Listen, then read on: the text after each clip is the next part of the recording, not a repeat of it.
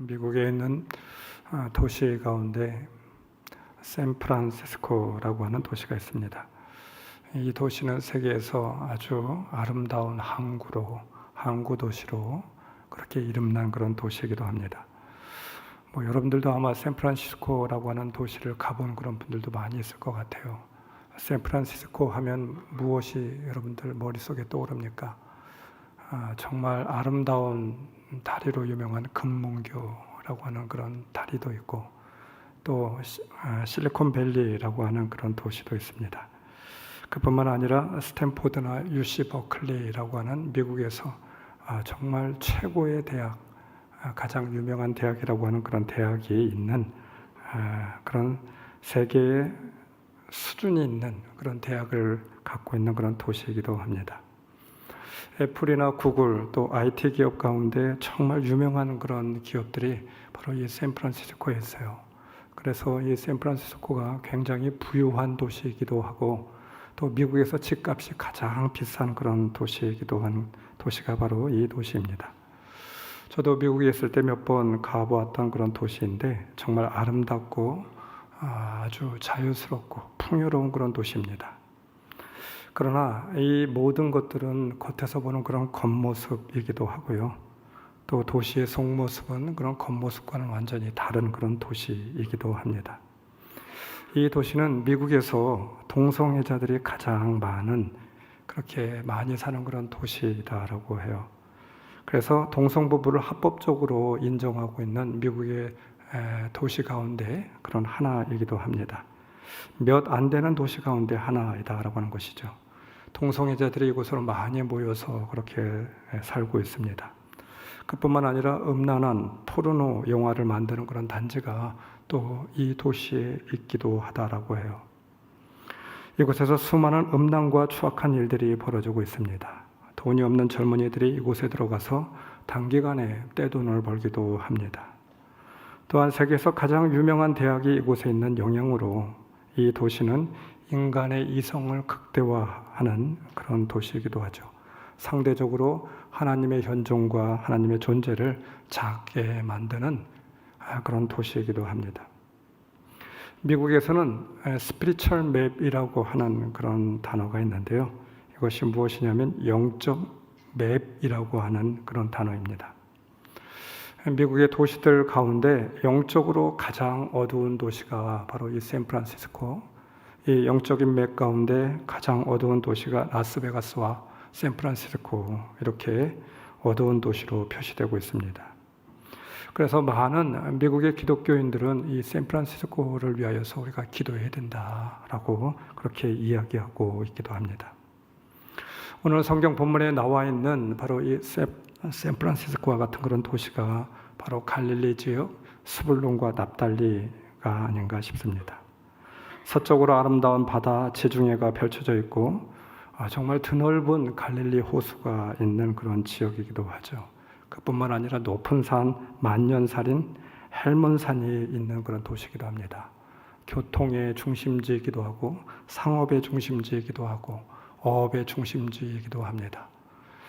이 중동의 그런 황량한 땅 가운데 이렇게 아름다운 그런 호수와 또 바다를 끼고 있다고 하는 것이 얼마나 참 귀한 일입니까? 풍경이 너무나도 아름답습니다. 그래서 예전에는 로마의 귀족들과 황제들이 이곳에 별장을 짓고 살고 있기도 하였다라고 합니다.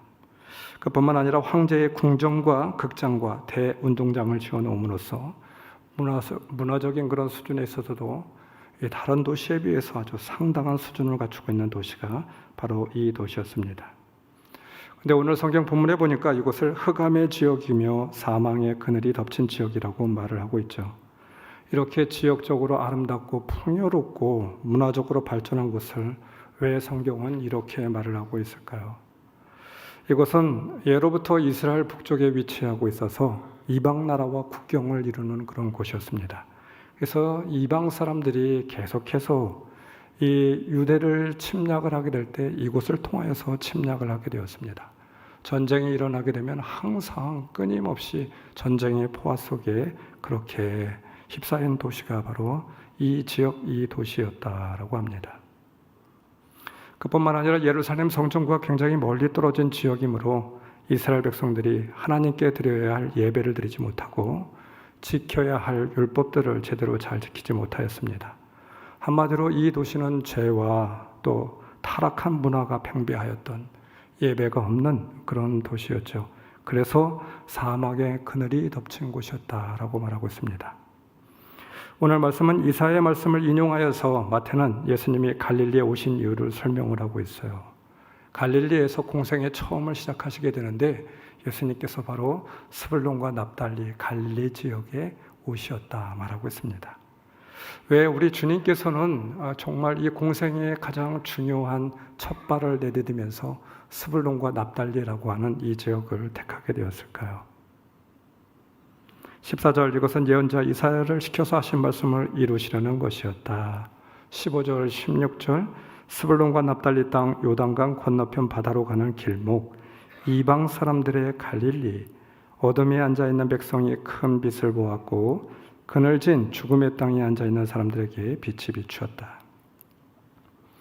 구약 선지서에 보면 이 스불론과 납달리라고 하는 땅은 어떤 땅이냐면 스불론 지파, 납달리 지파에게 그렇게 할당된 그런 땅이었습니다. 여호와께서 스불론 땅과 납달리 땅이 멸시를 당하게 하셨더니 후에는 해변 길과 요단 저쪽 이방의 갈릴리를 영화롭게 하셨느니라. 이사야 9장 1절.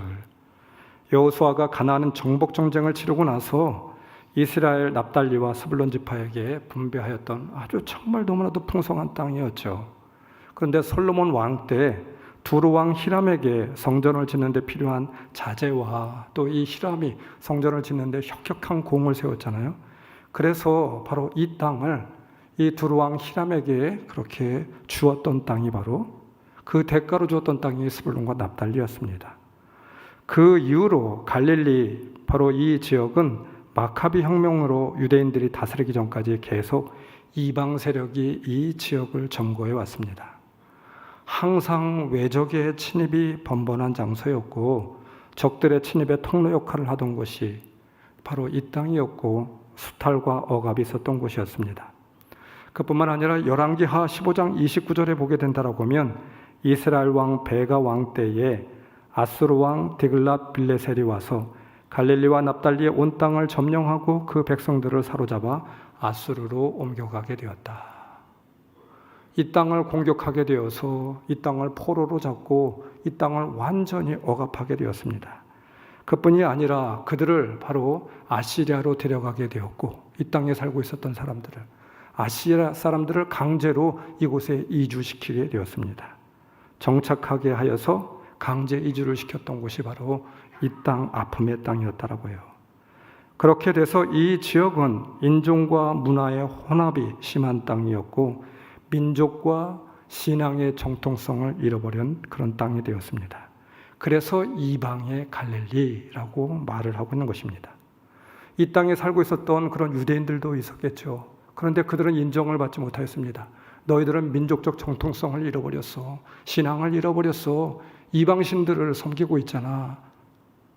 그래서 이방 사람들보다 더 천대받고 있었던 바로 땅이 바로 스불론과 납달리 땅이었다라고 하는 것이죠. 예수님이 이렇게 포로로 끌려가고 억압받고 어둠 속에 속해 있었던 이 현장 속으로 멸시받고 조롱을 받았던 스불론과 납달리 땅으로 처음 들어가시게 되었습니다. 그러자 그렇게 조롱받던 스불론과 납달리가 어떻게 되었습니까? 성경 말씀해 보니까 영화로운 갈릴리로 칭송을 받게 되었다. 스불론과 납달리가 영화로운 갈릴리가 되었다 말하고 있습니다. 여러분, 오늘 말씀 가운데 이 스불론과 납달리는 굉장히 우리에게 주는 의미가 크지 않아요? 그렇지 않습니까? 영적으로도 그렇고 신앙적으로도 그렇고 우리가 삶을 살아가는 데 있어서 오늘 바로 우리의 삶 가운데 있어서도 주는 의미가 저는 크다라고 믿습니다. 우리의 삶이 스불론과 납달리 같지 않습니까? 여러분들의 삶은 어떠합니까? 어떤 분들은 이 스불론과 납달리 같은 그런 가정 가운데 그곳에 있게 됨으로 인하여서 믿음을 지킴으로 인하여서 믿음으로써 그 스불론과 납달리 같은 땅을 복음의 땅, 영화의 갈릴리로 만드는 그런 사람들이 있습니다. 또 어떤 성도들은 아직까지도 이 스불론과 납달리의 그런 어둠과 흑암의 고통 가운데서 울고 있는 그런 성도들이 있어요. 어떻게 하면 이 스불론과 납달리 같은 우리의 영적인 삶을 영화로운 갈릴리로 바꾸어 만들 수 있을까요? 주님이 찾아오시고 난 뒤에 죽음의 땅에 빛이 들어오게 되었고 어둠에 있었던 사람들에게 희망이, 광명이 비추게 되었습니다. 예수님이 찾아오신 후 갈릴리는 어느 곳보다도, 이스라엘에는 어떤 땅보다도 복된 땅이 되었어요. 광명한 땅이 되었습니다. 많은 역사와 기적이 일어났던 곳이 바로 이 지역이었잖아요.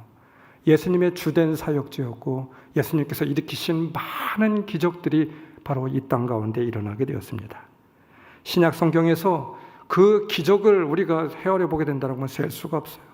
백부장의 종을 고치신 곳, 물고기 입에서 성전세를 주었던 곳, 귀신 들린 자를 고치신 곳, 중풍병 환자를 고쳐 걸어나가게 하신 곳, 깊은 데로 가서 그물을 내리라고 하니까 물고기를 가득 들어 올렸던 곳, 너무너무 많은 그런 기적들이 이곳에서 일어나게 되었습니다. 그뿐이었습니까? 예수님의 오늘 말씀해 보니까 제자들을 부르신 곳이 어디였습니까? 갈릴리, 바로 이 지역이었습니다. 복음이 처음으로 선포되었던 영화로운 땅이었고 받아들인 곳이었고, 그리고 복음의 사람들이 일어남으로 인하여서 정말 너무나도 많은 영향력, 인류 역사 가운데 영향을 끼쳤던 그런 땅이 바로 이 갈릴리였어요. 그래서 하나님께서는 바로 광명의 땅 갈릴리라고 말씀하고 있습니다. 큰 빛을 보게 되었습니다. 무엇 때문이었습니까? 주님이 찾아오시게 되자, 주님을 받아들이게 되자 죽음의 땅이 광명의 땅으로 바뀌어지게 되었습니다. 사랑하는 성도 여러분, 우리의 삶이, 우리의 인생이 스불론과 납달리 같습니다. 힘들고 어둡고 고통스럽습니다. 그러나 그 땅이 영화로운 갈릴리로 바뀌어져야 될 줄 믿습니다. 복음이 들어오고 그 참혹한 땅이 주님이 기뻐하는 땅, 주님이 거하는 땅, 복된 땅이 되시길 주님의 이름으로 축원합니다. 스불론과 납달리가 지칭하고 있는 의미가 있습니다. 지역과 땅에 대한 것을 말하고 있는 것이 아니겠죠. 혹 우리 영혼들에 대한 의미를 담고 있지는 않겠습니까? 죄로 인해 죽어져 있는 영혼, 가치 없는 영혼, 경멸의 대상인 영혼, 바로 우리가 그러한 그런 영혼들이었죠. 그런데 빛이 들어오게 되었습니다. 예수님으로 인하여서 납달리와 스불론 같은 죽은 영혼들이 살아나게 되었던 것이죠. 어제까지는 스불론과 납달리일 수 있습니다. 그러나 오늘은 영화로운 갈릴리가 될 수 있음을 기억하십시오. 예수님이 찾아오시면 우리도 분명 영화로운 갈릴리가 될 줄 믿습니다. 성경을 보십시오. 어제까지는 야복강의 야곱이었습니다. 슬픔과 고통의 시간이고 절망의 시간들이었습니다. 무엇을 어떻게 어디서 해야 할지 모르는 그런 인생이었습니다. 마치 죽은 인생과도 같았습니다. 슬픔과 좌절이 밀려오게 되었습니다. 그러나 그것이 끝이 아니었죠. 동토오는 새벽에 이스라엘 승리자로 불려지게 되었습니다. 왜였습니까? 주님이 찾아오고 주님을 만나게 되니까 야곱에서 이스라엘이 되게 되었다라고 하는 것이죠. 어제까지는 미디안 광야에서 버려진 인생이었습니다. 아무것도 할 수 없는 그런 존재였죠. 말을 잃어버릴 정도로, 그리고 무엇을 어떻게 해야 할지 끝나버린 인생, 나고자와 같은 그런 인생이었습니다. 그런데 하나님은 모세를 그대로 버리지 않았습니다. 새로운 인생이, 동토오는 인생이 시작되게 되었습니다. 오늘은 바로 출애굽의 영웅인 위대한 지도자인 모세로 설 수 있었다라고 하는 것이죠. 어제까지는 바로 미디안 광야에서 나고자였었는데 하나님이 불러주시고 만나주시게 되니까 그 땅이 영화로운 갈릴리가 될 수 있었다라고 하는 것입니다. 우리 믿는 자들에게도 주는 영적인 그런 교훈이 있다고 믿습니다. 믿는 사람들은 어떤 사람들입니까? 오늘의 납달리를 보는 사람이 아니겠죠. 주님을 믿으니까 내일의 갈릴리를 보는 그런 사람들이죠. 우리가 이해해야 할 것은 하나님의 때입니다. 믿음이란 이 때를 이해하는 것에서부터 시작을 합니다. 왜 오늘이 아닌가를 묻기에 앞서서 하나님의 때인가를 묻고 이해함이 중요한 것이죠. 하나님은 정확한 때에 일하시게 됩니다. 공생애를 시작하시게 될 때 마태복음 4장 12절 예수께서 요한이 잡히셨음을 들으시고 예수님이 그때 바로 일하시기 시작하였다라고 되어 있습니다. 세례 요한은 예수님의 길을 예비했고 최선을 다해서 사역하였던 그런 사람이었죠. 회개의 세례를 주게 되었고 예수님도 이 세례 요한에게 세례를 받게 되었습니다. 그런데 결국 헤롯 안티파스에 잡혀서 그의 목은 은쟁반에 담겨지고 말았습니다. 이렇게 세례 요한의 사역에 종지부가 찍힐 무렵에 그때 바로 예수님의 사역이 시작되었습니다. 놀라운 하나님의 섭리와 뜻이었어요. 멈추게 하시고 끝나는 때가 있는가 하면 또 시작할 때가 있습니다. 쓰러지는 때가 있고 일어나는 때가 있습니다. 그냥 그대로 영원히 끝내는 것이 아니라 다시 세우는 때가 있습니다. 왜 쓰러지게 하고 멈추게 하는지는 잘 알지 못하지만 우리가 알아야 할 것은 일으켜 세우시는 때가 있다라고 하는 것이죠. 여러분 이것을 믿으십니까? 납달리와 같이 희망이 없는 시간 속에서 일으켜 세우실 것을 바라보는 하나님의 때가 있음을 믿는 사람들, 바로 믿음의 성도들이죠. 바로 이것이 신앙인들이 아니겠습니까? 이것이 믿음이 아니겠습니까? 우리의 믿음의 사람들은 오늘의 시각을 고정하는 사람들이 아닙니다. 내일 이루어질 영화로운 갈릴리에 시각이 고정되어 있는 사람들, 영화로운 갈릴리를 보는 사람들이죠. 많은 사람들이 예수를 믿는 그런 신앙인들도 오늘의 스불론과 납달리의 시각이 고정되어 있는 사람들이 있습니다. 그래서 절망을 하고 있어요. 그래서 어떤 때는 그 슬픔 속에서 헤어나오지 못하고 또 어떤 이들은 극단적인 결정을 내리는 그런 사람들도 있습니다. 오늘만 보는 사람들이죠. 오늘 납달리와 스불론의 발을 딛고 있어도 우리는 주님이 이루실 영화로운 갈릴리를 보는 사람들이 되어야 될 줄 믿습니다. 주님이 일으켜 세우실 바로 놀라운 일들 가운데 시선을 고정하는 그런 사람들이 되어야 될 줄 믿습니다. 이것이 바로 우리의 소망이 되죠. 그리고 스불론과 납달리 같은 이 어려운 시간들을 이겨낼 수 있는 힘과 믿음이 되는 것이죠. 스불론과 납달리 그 흑암의 땅에 빛이 비추게 되었다고 말씀합니다. 엄밀하게 말한다라고 하면 누가 빛을 받았다라고 하는 말일까요? 여러분 그 땅 전체가 그 땅에 살고 있는 모든 땅이 다 광명의 땅으로 바뀌어진 것인가? 이것을 말하고 있는 것이 아니죠. 더 우리가 좁혀서 들어가 보게 된다라고 하면 우리가 후반절에서 말씀을 읽었던 18절로부터 25절에 나와 있는 사람들입니다. 복음을 받아들였던 사람들, 주님의 말씀을 듣고 따라 나섰던 제자들과 같은 사람들. 오늘 말씀 납달리 갈릴리 지방에서 누구를 부르셨습니까? 최초의 제자였던 베드로와 안드레, 야고보, 요한을 부르셨습니다. 그들은 어부였습니다. 무지랭이, 이름도 없고 공부도 못하였던 그런 사람들이 되었어요. 그런데 그들에게 복음이 들어가고 예수님을 알게 되자 아무도 알아주지 않았던 존재가치도 없었던 사람들이 영화로운 사람들이 되게 되었습니다. 세상의 빛, 인류의 빛을 비출 수 있는 그런 놀라운 인물들이 되게 되었어요. 말씀 19절 예수께서 그들에게 말씀하셨다. 나를 따라오너라. 나는 너희를 사람을 낚는 어부로 삼겠다. 20절 그들은 곧 그물을 버리고 예수를 따라갔다. 배와 자기들의 아버지를 놓아두고 예수를 따랐다 말하고 있습니다. 영화로운 갈릴리와 같은 인생으로 바뀌어진 이유가 있습니다. 귀한 것을 알아보고 귀한 것에 집중하는 사람들이었어요. 더 중요한 가치가 무엇인지 알았던 사람들, 더 중요한 가치에 우선순위를 두었던 사람들, 그래서 그들의 삶이 영화로운 갈릴리가 되었어요. 이것을 우리는 놓쳐서는 안 됩니다. 왜 부르셨습니까? 영화로운 갈릴리로 만들어주기 위해서, 더 귀한 사명을 주시기 위해서. 이것이 은혜이고 이것이 정말 소중한 것임을 우리 주님께서는 그들에게 주었습니다. 인생의 무엇보다도 중요한 우선순위를 그래서 우리는 예수님께 내어놓아야 될 줄 믿습니다. 물고기가 아닙니다. 물고기를 잡을 수 있는 배도 아니고 기술도 아니었어요. 여러분, 어부에게 최고의 가치라고 하는 것은 무엇일까요? 물고기를 많이 잡아야 부자가 되는 것이고, 또한 실력 있는 어부가 되는 것, 그것이 그들의 최고의 가치이지 않습니까? 그런데 예수님께서는 고기잡이 현장에서 그들을 부르시고 그들 보고 따라오라고 말씀하고 있습니다. 모든 것을 다 버려두고 따라와라 말씀하고 있어요. 고기잡이가 그들의 삶의 모든 것이었다라고 하면 이제는 그의 삶의 모든 것을 주님을 위한 것으로 내려놓고 따라와라 라고 하는 것입니다. 우리의 가치관은 세상 중심의 가치관에서 하나님 중심의 가치관과 예수님 중심의 가치관, 그리고 성령 중심의 가치관으로 바뀌어져야만 됩니다.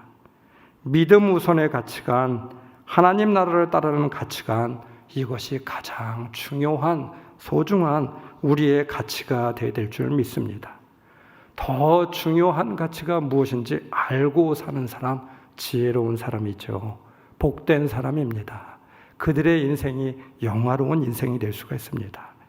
20절 곧 즉시 말하고 있습니다. 주저함 없이 따라갔음을 말하고 있습니다. 어떻게 곧 따라갈 수가 있겠습니까?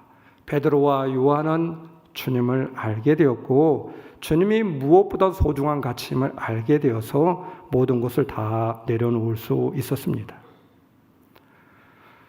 여러분, 엊그저께 주일날 저는 믿음의 상식이라고 하는 그런 부분에 대해서 여러분들과 말씀을 나누게 되었습니다. 말씀을 준비하면서 레위를 불렀던 상황하고 같은 맥락의 그런 말씀이기도 합니다. 상식, 믿음의 상식, 상식이 통하는 삶은 어떤 삶입니까? 그들이 미련해서가 아니었잖아요. 이제까지 그들이 가지고 있었던 권력, 재물, 영화, 그 모든 것을 다 내려놓는 것, 그들이 멍청해서 다 내려놓았습니까? 그것이 소중하지 않아서 다 내려놓은 것이었습니까? 아니었죠.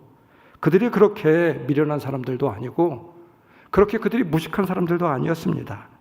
그러나 그들 안에 가지고 있었던 정말 귀한 것이 있었어요.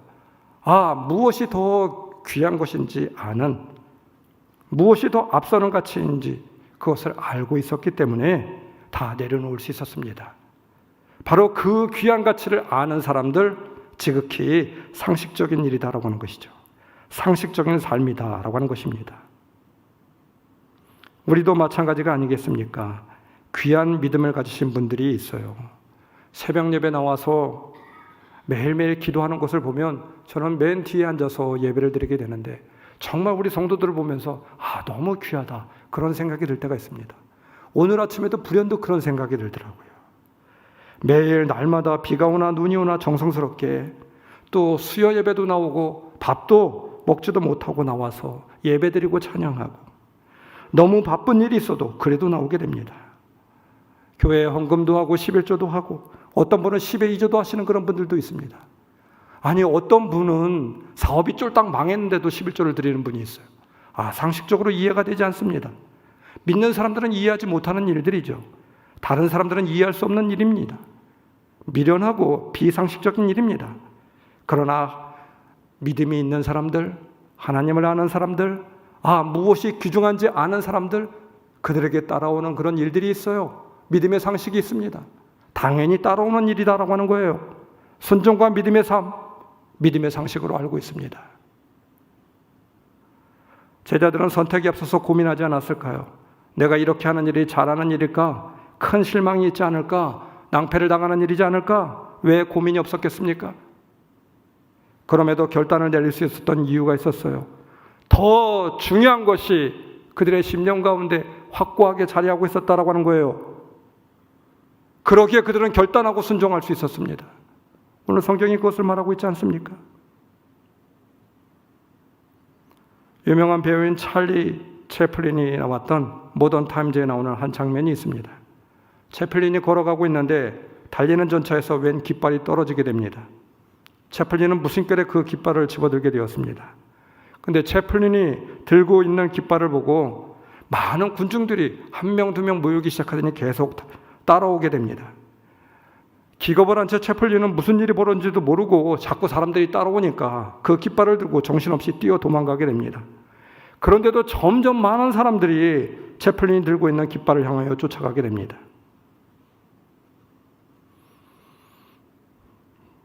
이것이 바로 현대인의 단면을 보여주는 것이다 라고 하는 것이죠. 정작 무엇인지도 모르고 무엇이 중요한지도 모르고 아무 깃발이나 들고 뛰면 비판 없이 따라가고 있는 우리 현대인들의 모습, 이것을 고발하고 있는 내용이에요. 전 하버드 총장이었던 나단 푸시 총장은 이렇게 이야기했습니다. 젊은이들이 흔들 수 있는 깃발, 믿을 수 있는 신죽, 부를 수 있는 노래를 찾고 있다. 그러나 안타깝게도 그들은 흔들 수 있는 깃발을 잃어버리고 있다. 믿을 수 있는 신주를 잃어버리고 있다. 부를 수 있는 노래가 없다. 이것이 안타까운 일이다 말하고 있습니다. 더 중요한 가치가 무엇인지 몰라서 방황하고 있다라고 하는 말입니다. 젊은이들에게 더 중요한 가치를 알게 해줘야 되겠죠. 우리의 자녀들에게 인생 가운데 가장 중요한 가치가 무엇인지 알게 해주어야 그들의 삶이 스불론과 납달리 같은 삶이 아니라 그런 삶 가운데 있다 할지라도 광명한 갈릴리의 영화로운 빛을 볼 수 있는 그런 인생들이 될 수 있지 않을까요? 여러분, 젊은이들만 그렇습니까? 우리는 그것을 알고 있습니까? 우리가 먼저 알아야죠. 더 중요한 가치가, 더 소중한 가치가 이제까지 살아왔으면서도 그것이 흔들리면 안 되지 않습니까? 우리가 알아야 가르쳐 줄 수 있는 거 아니겠습니까? 우리 스스로가 더 중요한 가치가 우리 심령에 내재해 있어야만 됩니다. 이것이 정말 우리의 믿음의 고백이 되어야 될 줄 믿습니다. 그래야 우리 인생이 흔들리지 않아요. 어떠한 스불론과 납달리 같은 인생이 온다 할지라도 영화로운 갈릴리로 바뀌어질 수 있다고 하는 것입니다. 제가 여러분들에게 말씀드린 그런 내용들이 있어요. 베스트 예스라고 하는 말을 제가 흔히 여러분들에게 말했습니다. 가장 중요한 선택이 무엇인가에 대한 질문입니다. 우리 인생 가운데 가장 중요한 베스트 예스, 가장 중요한 예스가 되어야 될 것이 무엇이냐 이 말이죠. 여러분들은 무엇이라고 생각하십니까? 여러분 나름대로 각기 마음 가운데 가장 내 인생 가운데, 내 인생의 가치 가운데 가장 중요한 베스트 예스 무엇인가 한 가지씩은 다 가지고 있겠죠. 여러분 예수님이 되어야 될 줄 믿습니다. 말하는 것, 먹는 것, 앉는 것, 서는 것, 살아가는 모든 인생, 삶 가운데 예수님이 베스트 예스, 중심 가치가 되어야 될 줄 믿습니다. 예수님을 위해 사는 것을 말합니다. 예수님 때문에 아비와 배와 고기잡이도 내려놓고 예수님만을 위하여 따라가는 것 어리석은 일입니까? 아니에요. 주님은 말씀하고 있습니다. 영화로운 갈릴리, 광명의 갈릴리가 될 수 있다 말하고 있습니다. 손해보는 일, 억울한 일, 인내해야 하는 일, 예수님 때문에 이런 일들이 곧 있을 수 있습니다. 그러나 예수님이 더 중요한 가치로 서 있는 사람들, 그들은 흔들리지 않아요. 그리고 결국은 그들의 인생이 영화로운 갈릴리가 될 수 있습니다. 세상의 가치가 아닌 또 나 자신도 아닌 예수님을 위하여 한번 여러분들 살아보십시오. 예수님의 가장 가치로 여러분들 인생 가운데 한번 서게 예수님 자체가 그 목적이 되는 여러분들이 되시기 바랍니다. 그러면 우리의 삶이 진정 가치 있는 삶이 되지 않을까요? 그렇다라고 하면 분명 스불론 납달리와 같은 삶에서 갈릴리의 삶으로 바뀌어지지 않을까요? 오늘 성경은 말씀하고 있습니다. 예수님께서 나를 따라오라 라고 말씀하고 있어요. 나를 따라오라는 것은 가장 좋은 길로 부르고 있다라고 하는 우리 주님의 자신감의 말씀입니다. 그 길은 헛된 길도 아니고 그 길은 손해보는 길도 아니고 그 길은 어둠의 길이 아니다 말하고 있어요. 예수님을 따라가는 것이 가장 좋은 길이기 때문에 바로 제자들을 부르셨던 것입니다. 혹 그 길은 좁고 협착한 길일 수도 있습니다. 눈에 보일 때. 그래서 찾는 이가 적을 수도 있습니다. 예수님을 따르는 것은 때론 어려움이 있고 시련도 있고 협착한 길이 될 수도 있습니다. 그래서 많은 사람들이 거부하는 길일 수도 있습니다. 그러나 그 길은 가장 좋은 길이고 복된 길입니다. 예수님의 자신감에 있는 말씀입니다. 사랑하는 성도 여러분, 우리 심령 가운데 그 예수님을 따라가는 길이 또 그 예수님이 가장 중요한 베스트 예스, 가장 중요한 가치로 서 있는 여러분들이 되시길 바랍니다. 그래서 정말 스불론과 납달리 같은 인생 가운데, 삶 가운데 정말 영화로운 갈릴리로 바뀌어진다라고 하는 것을 우리 스스로 인정하고 많은 사람들에게 증거할 수 있는 우리의 인생들이 다 되실 수 있기를 주님의 이름으로 축원합니다. 기도하겠습니다. 주님, 오늘 이 시간에도 우리의 삶이 스불론과 납달리 같습니다. 그러나 주님께서 바꾸실 영화로운 갈릴리로 바꾸실 그날을 소망합니다. 우리로 하여금 스불론과 납달리 같은 땅이 영화로운 갈릴리가 될 수 있도록 인도하여 주시옵소서. 오늘 이 시간 다시 한번 믿음으로 고백하며 주 앞에 나가기를 원하오니 우리 좋은교회 모든 성도의 삶이 영화로운 갈릴리가 될 수 있도록 우리 주님 붙들어 주시고 인도하여 주옵소서. 아버지 하나님, 세상이 정말 스불론과 납달리 같이 어둡고 황망한 그런 땅이 되어가고 있습니다. 우리를 부르신 이유는 그 땅 가운데에 광명한 빛을 비추라고 우리를 불러주신 줄 믿습니다. 우리가 찾아가서 우리 주님의 복음으로 그들을 변화시킬 수 있도록 인도하여 주시고 이 어두운 세상을 광명의 땅으로 바꿀 수 있는 귀한 도구로 설 수 있도록 주님 인도하여 주옵소서. 예수님의 이름으로 기도드리옵나이다. 아멘.